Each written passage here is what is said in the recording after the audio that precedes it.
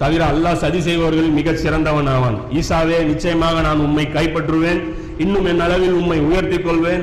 நிராகரித்துக் கொண்டிருப்போரை உம்மை அவர்கள் போருடைய பொய்களில் நின்றும் உம்மை தூய்மைப்படுத்துவேன். அதாவது நிராகரிப்பவர் சொல்றான், உன் பொய் மேல இருந்து உன்னை தூய்மைப்படுத்துவேன். மேலும் உம்மை பின்பற்றுவரை கியாமத் நாள் வரை மேலாக வைப்பேன்.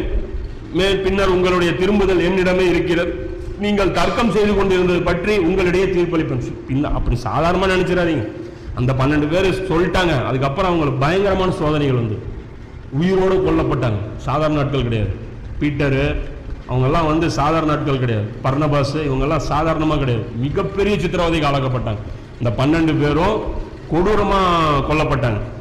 அப்போ வந்து யோவான்ல 16 அத்தியாயத்தில் 4 வசனம் பைபிள் இந்த சென்ட் ஆஃப், அதாவது இப்போ வேலை பண்ணல, மிஷன் இன்கம்ப்ளீட் ஆயிடுச்சு, இப்போ சென்ட் ஆஃப் பண்றாரு யாரு? ஈசா நபி.